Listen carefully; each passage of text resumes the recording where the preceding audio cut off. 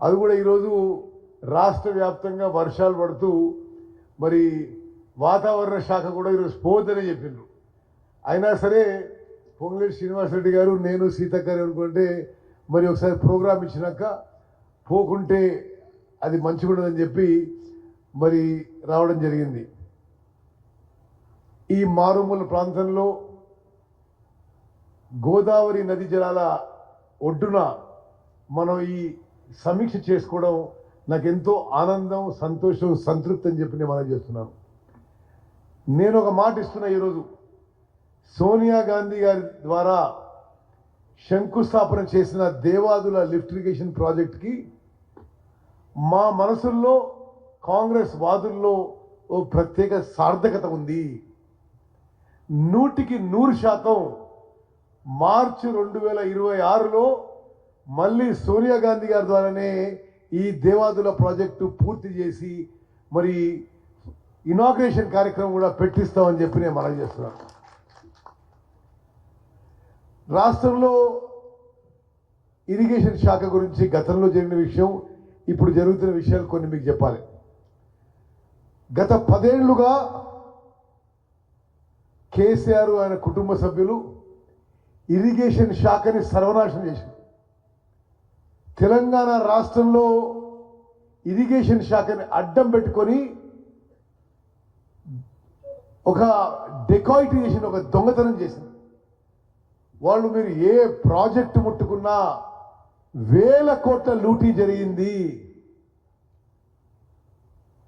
BRS ప్రభుత్వంలో 1,81,000 కోట్లు ఖర్చు పెట్టిండ్రు ఇరిగేషన్ మీద.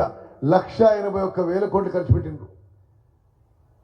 దాంట్లో 14,000 కోట్లు ఇంకా బిల్స్ పెండింగ్ పెట్టే పోయినరు.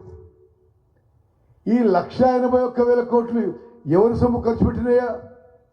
మిమ్మల్ని, మమ్మల్ని, మన పిల్లల్ని, వాళ్ళ పిల్లల్ని, వాళ్ళ జీవితాలు తాకట్టు పెట్టి చాలా ఖరీదైన అప్పులు తీసుకొచ్చి మరి కమిషన్ల కక్కుర్తి కొరకు ప్రాజెక్టులు కట్టింది తప్పితే జనానికి నీరు ఇవ్వడానికి కాదు అని చెప్పి నేను మనం చేస్తున్నాం. 10 ఏళ్లలో 1,81,000 కోట్ల అప్పు తీసుకొచ్చి మనందరి జీవితాలు తాకట్టు పెట్టి నామ మాత్రం కొత్త ఆయకట్టు వచ్చింది. మీరు కాళేశ్వరం చూడంతే, మీరు పాలమూరు రంగారెడ్డి చూడంతే, మీరు సీతారాం సాగర్ చూడండి అంతే, సీతమ్మ సాగర్ చూడండి అంతే, మీరు దేవాదులు చూడండి అంతే. ఏ ప్రాజెక్టులో కూడా పైసలు ఖర్చు పెట్టిండ్రు, జేబులు నింపుకున్నారు, కానీ రైతులకు మాత్రం నీళ్లు రాలేదనే విషయం యావత్ తెలంగాణ ప్రజానీకానికి, రైతులకు ఒకసారి తెలియజేస్తున్నాం. మేము డిసెంబర్ 7, 2023న ప్రమాణ స్వీకారం చేసినాం. గౌరవనీయులు ముఖ్యమంత్రి రేవంత్ రెడ్డి గారు, గౌరవ ఉప ముఖ్యమంత్రి బట్టి విక్రమార్క గారు, మరి మా క్యాబినెట్ సహచరులు అందరం కూడా ఈ రాష్ట్రంలో అద్భుత ప్రగతి సాధించాలి, ప్రత్యేకంగా గ్రామీణ తెలంగాణ ముఖ చిత్రం మార్చేయాలి, ప్రతి ఎకరాకి నీళ్ళు అందియాలి అనే దృఢ సంకల్పంతో ముందుకు పోతున్న విషయం కూడా మీకు నేను మనవి చేస్తున్నాను. ఆ యొక్క సంకల్పంతోనే ఒక్కొక్క ప్రాజెక్టుకి రివ్యూ చేసుకుంటూ ఒక కార్యాచరణ చేసుకుంటూ ముందుకు పోతున్నాం. కాళేశ్వరం ప్రాజెక్టు నాశనం చేసి పెట్టిండ్రు. 1,00,000 కోట్లు ఖర్చు పెట్టి 1,00,000 ఎకరాలు కొత్త ఆయకట్టు కూడా లేకుండా కట్టిన బ్యారేజ్ కూలిపోయింది. మరి ఇంతకంటే సిగ్గుచేటు మనకు ఉండదు. మరి మిత్రులారా, కాంగ్రెస్ పార్టీలో మరి పాలమూరు రంగారెడ్డి కానీ, సీతారాం సాగర్ కానీ, ఈరోజు దేవాదుల ప్రాజెక్ట్ కానీ రివ్యూ చేసుకుంటూ స్పష్టమైన ఒక టైం లైన్ పెట్టి, ఒక టైం ఫ్రేమ్ పెట్టి ఈ ప్రాజెక్టులు పూర్తి చేస్తామని చెప్పి మాటిస్తున్నాం. మార్చి 2026 వరకు దేవాదుల ప్రాజెక్టు పూర్తి చేసి 5,57,000 ఎకరాలకి నీళ్ళు అందిస్తామని చెప్పి నేను మనం చేస్తున్నాం. కడియం శ్రీహరి గారు చాలా ముఖ్యమైన ఒక విషయం చెప్పారు. ఆనాడు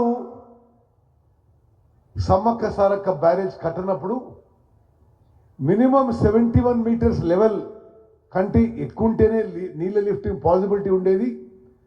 170 డేస్ కింద 38 టీఎంసీలు ఈ ప్రాజెక్ట్ ద్వారా ఉపయోగించుకుంటామని చెప్పి ఆ రోజు చెప్పడం జరిగింది. ఈరోజు నేను ఒక పెద్ద ప్రకటన చేస్తున్నా, స్పష్టమైన ప్రకటన చేస్తున్నా. సమ్మక్క సారక్క కింద మరి ఈ దేవాదుల ప్రాజెక్ట్ ద్వారా 300 రోజులు కూడా నీళ్లు లిఫ్ట్ చేసి 60 టీఎంసీల గోదావరి జలాలు ఉపయోగిస్తామని చెప్పి నేను మనం చేస్తున్నా. మరి ఉమ్మడి వరంగల్ జిల్లాలో ప్రతి ఎకరాకి నీళ్లు పారే విధంగా మా కృషి సంకల్పం ఉంటుందని చెప్పి మనం చేస్తున్నాం.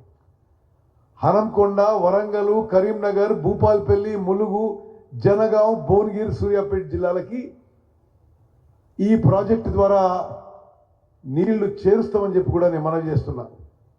ఎంత చిత్తశుద్ధితో పనిచేస్తున్నాం అంటే గతంలో అధికారంలో ఉన్న వాళ్ళు, ఈ శాఖ చూసిన వాళ్ళు, ఇంతకుముందు శాఖ ఎవరు? కేసీఆర్ ఇరిగేషన్ మినిస్టర్, ఆయనే ముఖ్యమంత్రి. నేను ఈరోజు స్పష్టంగా చెప్తున్నా, వాళ్ళు ఇరిగేషన్ శాఖలో ఇరిగేషన్ ప్రాజెక్టుల విషయంలో అవగాహన లేకుండా వారి తెలివి తక్కువ విధానంతో, అసమర్థతతో తెలంగాణ రాష్ట్రానికి తీరని లోటు, తీరని అన్యాయం చేసింది. అదన్నీ ఇప్పుడు సరి చేస్తున్నాం.